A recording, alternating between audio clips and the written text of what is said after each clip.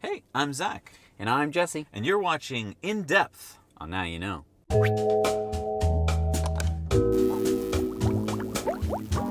All right, so this week, Elon was back for another question and answer and telling us about all sorts of cool things, and it was all about space because we were at the ISS R&D conference in Washington, D.C., which took place on July 19th. Yes. This has been really cool, I think, because we every now and then get a glimpse into what's going on at SpaceX. Right. And I find it super fascinating. You may not have time to watch all of these, questions and answers and conferences and stuff. So we thought we'd break it down for you. Long, right? Right. We break it down for you real quick and give you the finer points, and we'll put some little clips here of Elon. And if you want to, go watch it yourself. All right. So there are a dozen Falcon 9 flights remaining this year. Doesn't. I mean, we're already halfway through the year. I know, and Elon recommends that you watch them. Obviously, he wants you to watch Yes. them. Falcon 9 reflights are going to be happening within 24 hours. Now, what does that mean? Wow. What's a reflight? This is when you launch a rocket.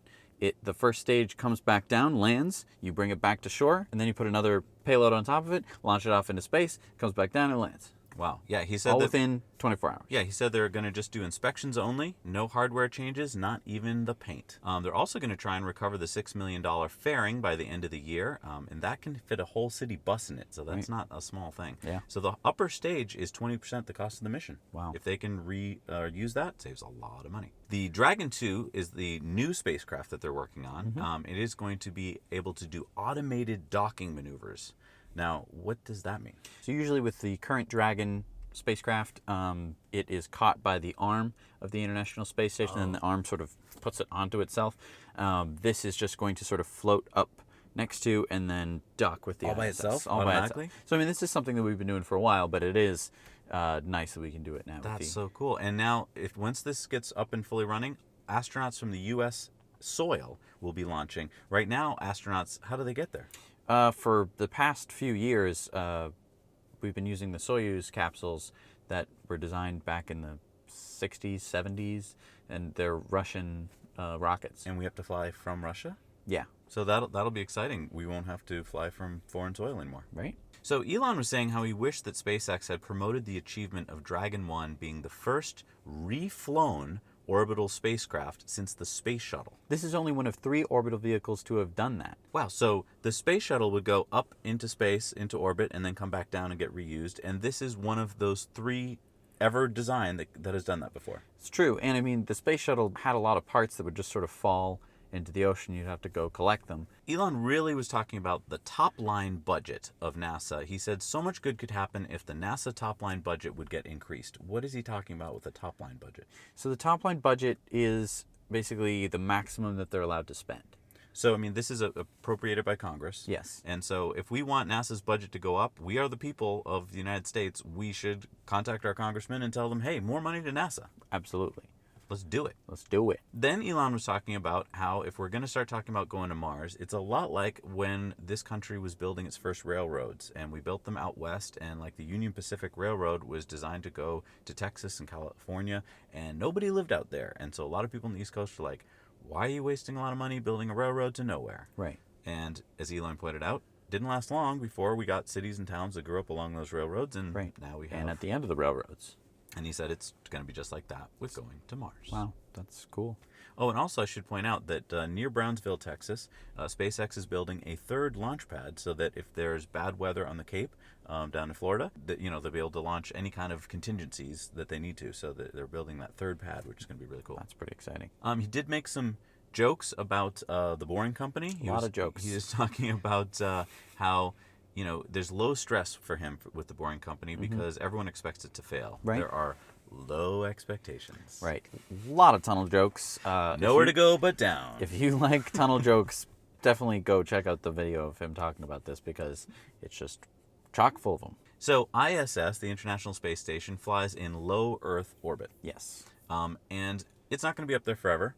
And so NASA is starting to think about what's going to take place after ISS. And Elon would like there to be a vibrant low Earth economy. And he said the public doesn't realize how cool ISS is. It's an incredible structure orbiting the Earth. He wants the public to get educated about what they're doing up there in the space station. He said because we had a lot of education about the space shuttle, but no one seems to know about the ISS. Why is that? I think it's just sort of this thing where people are sort of used to it and they don't really care anymore. But it is great. There's all sorts of, like, I have a NASA app. You can see what the astronauts are doing right now. It shows you their schedules, like when they're sleeping, when they're working and doing science experiments and stuff like that. So that's super exciting. I didn't know that science experiments are being designed by even school kids, and they're getting, like, high schoolers are getting their science experiments put on the space station. Right, Like, exactly. wow. It's very, I mean, it's super fun. And the International Space Station has been manned for something like 17 years. Like, there's never not been anyone in there. Now, also from low Earth orbit, you can put up satellites, which Elon has talked about before, and you can make the telephone companies' lives even easier because they don't want to put wires and fiber optics all the way out into, like, a desert or a rural area. Right, just for one guy. Right, and here you can have satellites that can cover the entire Earth for internet coverage. So that is definitely in the plans. So the Falcon Heavy, this is 27 individual rockets. Right, so picture the first stage of the Falcon 9, and then picture 2 more on either side strapped to it. That's what this is. The Falcon Heavy, Elon has talked about, is going to eventually carry some lucky, rich individual, Very rich person. around the moon. He says, come down to the Cape and watch it. It's guaranteed to be exciting, even though there's no guarantee that it's going to launch properly on the first test. He said, we've done a lot of calculations, but there's certain calculations you can't do. Just can't simulate. Because he said it's one of the most complicated, difficult things they've ever done, and he said they kind of were naive about how hard it would be to do. You know, I think Falcon Heavy is going to be a great vehicle, just like so much that's really impossible to test on the ground. And we'll do our best. It actually ended up being way harder to do Falcon Heavy than we thought. Because at first it sounds real easy. You just stick 2 first stages on as strap-on boosters. Yeah, how hard can that be? But then everything changes. All the loads change. He said if there's no pad damage to Launch Pad 39A, that would be a win in itself. Wow. That would mean that it got off far enough away from the pad before it blows up so it won't hurt the pad. But he's thinking it might even hurt the pad. Wow. So if you're looking for some fireworks, I guess. Yeah. It would And be if good. it does make it, I mean, that would be even better. Right. And the whole point of the Falcon Heavy is so that it can carry 2.5 times the payload capability of the Falcon 9. That's 100,000 pounds to low Earth orbit. Right. The Falcon Heavy should test launch by the end of this year, with a second launch by April of 2018. Wow. So Hey, it's been pushed back a little, but it is going to happen. Yeah. And I was just hearing that the Dragon 2 heat shield should be able to handle lunar re-entry. Yeah. That means what? So when you're far away, like out at the moon, you have to fall back down to Earth. And if you've ever dropped something from a high height, you know that it goes pretty fast. And then you're going to hit the atmosphere, and that's going to generate a lot of heat. So low Earth orbit, there's less heat than if you're coming from the moon because you're Oh, wow. a lot more And heat. so the Dragon 2 can handle that. So also the Falcon Heavy is going to be carrying the Planetary Society, which is a private group. We belong to it. Bill Yep. Nye is the president. And it's going to be carrying their Light Sail 2. Now, what is the Light Sail 2? Light Sail 2 is a spacecraft that uses the sun for propulsion. Yeah, solar wind? Solar wind. So we're talking about, we're talking about sustainable energy. We're talking about wind power, solar wind power. Solar wind, solar wind power. Then Elon was talking about education. He had a question from the audience about education, and he said mistakes are being made in education. He said teachers are not explaining the why to students. He's so right. He's saying they're not being told why they're being taught a subject. Teachers do not explain why kids are being taught a subject. Just sort of get dumped into math and like, well, why are you learning math? What's the point of this? This seems like some, for some people, like maybe it's I don't know why I'm being asked to do these strange problems. But the why of things is extremely important. The why of things is very important. It's something that I had always asked going through school. It was just like, Why am I learning Why am I this? learning long division? Yeah. Why am I learning this? And too many times they're told, open to chapter 13 and shut up. He says our brains get rid of things that we don't think are important. So if you don't think it's important to learn math or whatever you're learning, then you just go, I'm not going to remember this. Right. Our brain has evolved to discard information that it thinks has no relevance. So then, if on the one hand you're being asked to memorize or learn, say formulas, but you do not know why this is the case, then you have this cognitive dissonance of it seems irrelevant, but I'm being told to remember it, so I'll be punished. He likened it to this. Would you like to take a course on wrenches? No. But would you like to take an engine apart and in the process use wrenches? Yeah. Yeah, and then don't you think by the end of taking it apart and putting it back together, you'd know a lot more about wrenches? Yes. So that's what he's talking about, is instead of learning a tool and not knowing why you need this tool, learn how to do something important and use some tools in the process, Right. and you will get to know those tools and love them. He says you should always try to tie learning in with solving a problem. Right. The times that I've learned the most is when you are solving something. Tying it to solving a problem is, I think, very powerful for establishing relevance and getting kids excited about what they're working on, and having the knowledge stick. I think Elon should open a university. Wait, isn't there an Elon University? There is. Is that the main motto of their university? I Tie don't- solving to a problem. I don't think so. Oh. I don't think that's Well, it. Elon should open his own university. He absolutely should. I would go to it, even though I've already graduated. Go back to school. Go back to school. So Elon was saying that if we're going to go to Mars, we should make a competition out of it. We shouldn't just say, all the countries of the world, let's go to Mars. He said, let's have coalitions of 2 or 3 countries and make a friendly competition, which I thought was pretty cool. Like, he's saying competition brings out the best in humans. That's true. I think it's fine if countries get together to form teams, but I think it's actually probably better if there are at least 2 or 3 country coalitions going to Mars in a friendly way, and competing to see who can make the most progress. And if you look at, like, say, the Olympics, it would be pretty boring if everyone just linked arms and crossed the finishing line at the same time. Friendly, but it would, not be More like the opening ceremonies, I guess. Yeah, exactly. I think friendly competition is a good thing. And someone did ask about war on Mars, and he said, well, you know what, there's plenty of land on Mars, plenty of resources to go around. Maybe there will be a war, but there shouldn't be because there's plenty of resources. He talked about methane being the system that he thinks is going to be used for Mars travel. The current SpaceX thought for kind of a Mars transport vehicle is a primarily methane-based system, because you get to have a kind of a smaller, the tanks are half the size with methane.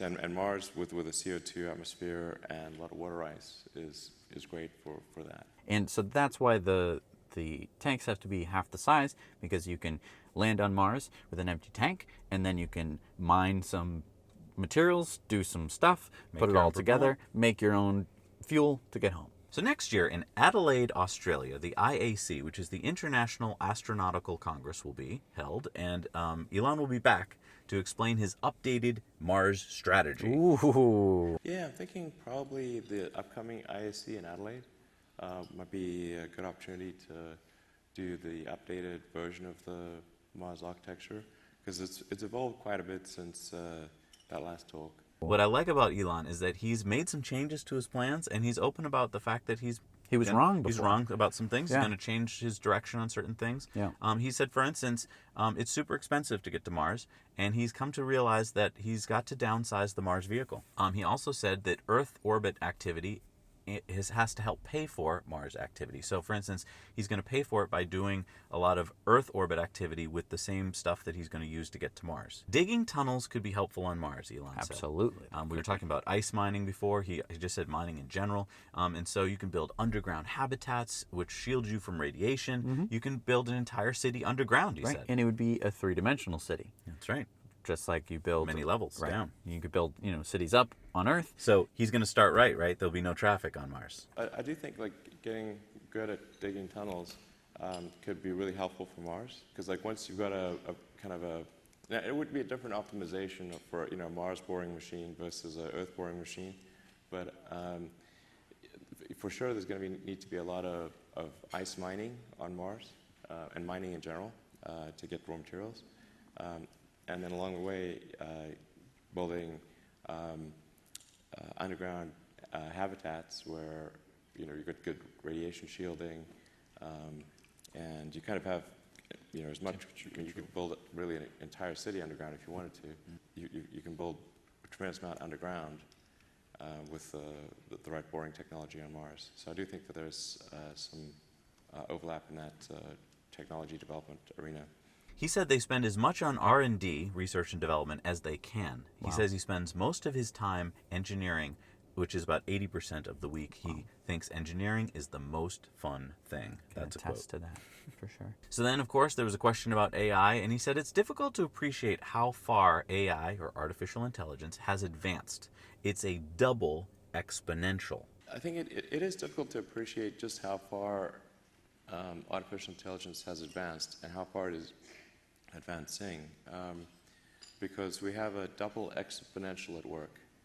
We have an exponential increase in hardware capability, and we have an exponential increase in software talent that is going into AI.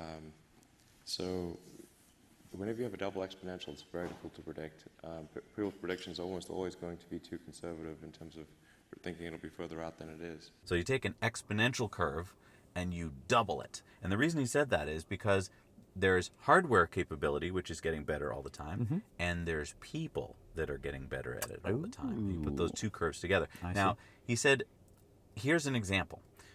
There's this competition that is held where people take video of people talking, and they put words in their mouths, and they try and make you believe that those words are actually what came out of their mouths. And they use computer AI to do that. Yeah. And it's gotten so good now that you can't tell. Oh, Isn't that scary? yeah. So, hey, this might not be us. This Right. might be This could be AI. Yeah. That's just an example of how good it's getting. He said AI is advancing at 10 orders of magnitude a year. And this is on hardware that is not really designed for AI. And he said that neural optimized chips are coming out late this year or early next year. So what we're talking about here is we're using basically run-of-the-mill computers to do AI right now. Nothing that's been optimized for them until these new chips come out. When these new chips come out, whoa, like that could be earth-shattering because we're using chips that weren't even made for that. Yeah. The role of government, he said, is to keep society safe. First, gain insight into the problem, then apply rules and regulations. Basically, he said we should not cut corners on AI safety. It's just like what we did for food, cars, aircraft. You figure out what's going on, you put rules and regulations into place that apply to everybody, keeps everyone safe. Yeah. He said that AI will come on like a tidal wave. Wow. Multi-planet species versus single-planet species. Well, I think there's a pretty big social benefit or civilizational benefit to being a multi-planet civilization. That dramatically increases the probable lifespan of human civilization if we are a multi-planet species versus a single-planet species. But I think there should be maybe 1% or 2% of our resources that are applied to making life multi-planetary.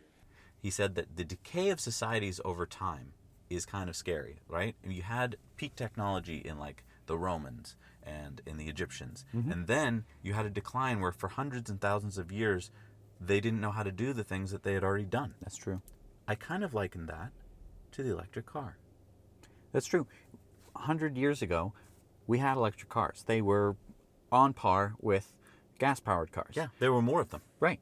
And then one day, that suddenly all disappeared. Yeah, no one knew anything about them anymore. Right. And nobody knew how to make them. Everyone thought that they were terrible. And it wasn't until someone 100 years later, basically. 100 years later was like, wait a minute, whoa. Why don't we have electric cars? So he said if you have multiplanetary species, then if you have a problem back on Earth, maybe you won't have that problem with the rest of your species out on the other planet. True. It's a very good, it's like a backup planet. And I do want to point out, this is not to negate what's being talked about in the environment, like, oh, trash the Earth, we're going to Mars. No, we need Earth. Of course we need Earth. We're going to be on Earth for probably the rest of humanity. But Earth could be hit by an asteroid. Right. Earth could be... Not only could, it will. I mean, something bad's going to happen to Eventually. Earth, whether it's a human-made thing or an astronomical thing. Right. So we do have to plan for that if we want our kids, grandchildren's kids to be safe. Yeah. He also said there need to be things exciting and inspiring, and it's underappreciated, like tunnels, that human bases on planets would be something that would excite the population. He said space is one of those things that does that for people all around the world. He pointed out Apollo 11 when they landed on the moon. Everyone within 50 miles of a television gathered around that TV to watch what was happening. It didn't matter what country you lived in. Right. I just watched a story on YouTube about a guy in Zambia who was trying to start his own space program. Awesome. That wouldn't have happened unless people were inspired to do things. Having human bases throughout the solar system, I think, First of all, I think that's very exciting and inspiring, and there need to be things that are exciting and inspiring and make you look forward to waking up in the morning. Like, it's like, yay, the future is exciting. This is underappreciated, you know, like tunnels. Sorry. It's like... Now, the Dragon is no longer planned to land propulsively. What does that mean? So the Dragon capsule is sort of the very tip of the rocket. That's what goes to the International Space Station, delivers people, things, food, whatever, and then comes back down. So far, it has always been with parachute recovery into the ocean. The original plan was that you'd have thrusters on the side, sort of, it's a triangular shape, and on the side you'd have little thrusters, and it would be able to basically fall through the atmosphere, get to terminal velocity, which is, you know, a lot slower than your fall from space, but still pretty darn fast. And then with the boosters on the side, would be able to land itself just like the first stage lands. I see. So he said there'll be no more little legs that pop out through the heat shield. It's been a tremendous amount of effort to qualify for crew transport safety. Right. You have to pass all these tests for NASA, and I think they're basically running out of time. So I think they've had to cut some things out to simplify it. Yep. He said he's changed his mind about how to land on Mars, too, from the side-mounted thrusters that Jesse just talked about with the heat shield, and it could be something that we bring back later, he said, but for now, he's going in a slightly different direction. He said going to Mars is not for the faint of heart. You might die. It's true. Radiation levels are about the equivalent to smoking on the way there. Going to Mars is not for the faint of heart. And it's risky, dangerous, uncomfortable, and you might die. Now do you want to go? Yeah. You know, and for a lot of people the answer is going to be hell no, and for some it's going to be hell yes. He said that he's been learning a lot about solar winds, that solar wind doesn't just come straight at you from the sun. Solar winds follow the magnetic fields, and so they can come at your spacecraft from all different angles, so you have to protect yourself from radiation all over the place. If safety is your top goal, Elon says you shouldn't go to Mars. Yeah, you shouldn't do a lot of things if safety is your number one goal. That's true. He said there's a lot of merit to going to Mars in under 3 months, because then you can reuse the ship twice in the trip window, because basically there's a 6-month period where we're closer to Mars, and then there's 2 years where we're farther away. So his goal is to get the trip to Mars to take less than 3 months. Wow. So we can go to Mars and come back. Right. Someone asked Elon if they would see him riding the crew module to ISS and back. And Elon said, I would like to. 3 or 4 years from now, it would be great. Yeah, please don't. We need you. If anything went wrong, that would be awful. Elon talked about the fact that we have to build propellant plants on Mars. He said basically that SpaceX will do whatever it takes to get to Mars, and he doesn't want to stand in the way of other companies. So if you have a company that wants to do something on Mars, he wants to help you. He doesn't want to do what you're doing. Right, so if you want to be an iron factory on Mars, he doesn't want to be like, well, I'm making my own SpaceX mining factory and we're using lasers and robots, and then we'd be like, oh, well, never mind. He wants to be like, hey, have you thought about using, you know, lasers and space robots? You know, Right. I think that's basically his idea, which is, I mean, that's amazing. It is amazing. Now, a lot of news places aren't going to give you this little clip, but I think it's cool to see this side of Elon. I'm actually here as a very cool and only slightly overbearing mother to my 10-year-old daughter, Harper, and a sister to my 14-year-old brother, Ben, who are both in the audience today, and who think of you the way that I guess I thought of Madonna at the same age. Well,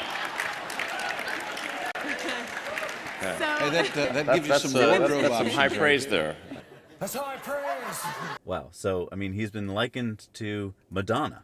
And, Yes. and he said, you know, wow, that's high praise there. You should see me dance. And his advice to what people should be studying is engineering, physics, biosciences. Lots of problems to solve to make a city on Mars. And he even said that they're thinking at SpaceX of putting up on their website a job description for urban planner, parentheses, Mars. Yeah, he said basically, he repeated a bunch of times, like, you know, a lot of problem solving, Yeah. a lot of this, you know, a lot of problem solving. He just said it again and again. Yep. Like putting a city on another planet, it's going to be tricky. He said there's going to be lots of inflatable things on Mars, which I thought was cool. I hadn't even thought of it that way, because if you bring something up and then inflate it, it's a lot less weight. He said they're going to try and use local materials, which are key, also tunnels. And I was kind of interested to hear that the Curiosity tires, these are the tires on the Curiosity rover, they got chewed up by the dirt on Mars. Right. They It's hadn't- like it's sharp dirt. Yeah, they hadn't anticipated how sharp the dirt was there. Right. Just kind of an interesting point that, like, I guess dirt on Earth isn't as sharp. A question came up about Neuralink, which we remember is the company that Elon's coming up with that would be able to, link your brain to a computer. The reason I wanted to create Neuralink was primarily as an offset to the existential risk associated with artificial intelligence.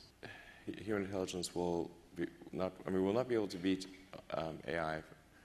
So then, if as the saying goes, if you can't beat him, join him, kind of thing. Basically, he's worried that we're going to set up a computer to do something, and it's going to go, let me just figure out how to do this. I could do that. Oh, I could kill all the humans. I could, I could just set the atmosphere on fire. I could, I'll melt all the ice caps. That will solve the problem of, this place being too dry. Like, I can raise the humidity if I just, melt everything. The idea here is that... You're good at coming up with things that kill people. Well, this is what an AI would do. It'd be like, well, I could do this, do that, not necessarily what you want. So that's why it would be good if you could just sort of plug it into your brain and then be able to interface with it, and you would be coming up with the solutions. You'd have basically another layer of like your a brain. superpower almost. Right. I mean, you have a frontal cortex, which is why we can make fire and cars and Teslas and stuff. And if you had another layer of that brain, which You'd would be now a computer, you'd be something that we don't have. He says we'll not be able to beat AI, so if you can't beat him, Join them. And this goes even further. I mean, Oh, yeah? this goes for correcting things that go wrong with your brain. Right, yeah, So he we're was talking talking about brain damage, loss of memory when you get old.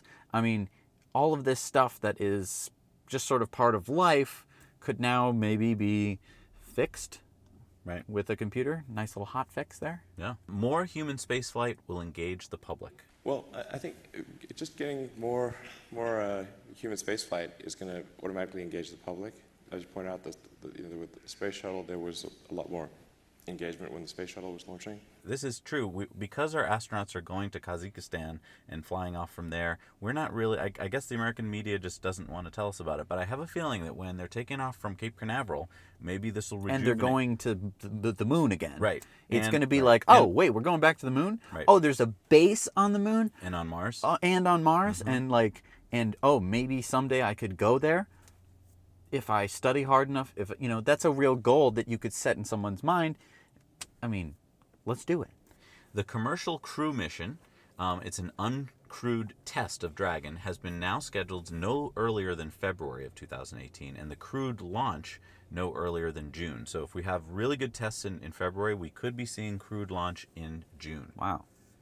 That is pretty exciting. So I urge you to, if you're interested in space, watch this talk because it is full of lots of juicy details. I hope you enjoyed this episode of In Depth. Yes, I would encourage you to subscribe if you have not subscribed. Yes. I encourage you to like the video if you enjoyed it. And I also urge you to go over to Patreon and help support us, because every week we sit down and we write down a whole bunch of things, and then we go out and we get a bunch of cameras and gear. And this week we had to get lights, and we record all of it, and then we send it to our editors, and our editors have to get paid, and we have to buy all these lights, and we have to do all sorts of different things. And we do have a big announcement coming up on tomorrow's episode that will kind of explain why we need money to make this channel work. Yes, so please stay tuned for that. And don't forget that we have a bonus Patreon video that only you can see if you're a Patreon every week. So go over to Patreon. You can donate as little as $1 a month and become our patrons. Wouldn't that be cool? Yep. Thank you so much for watching. Now you know.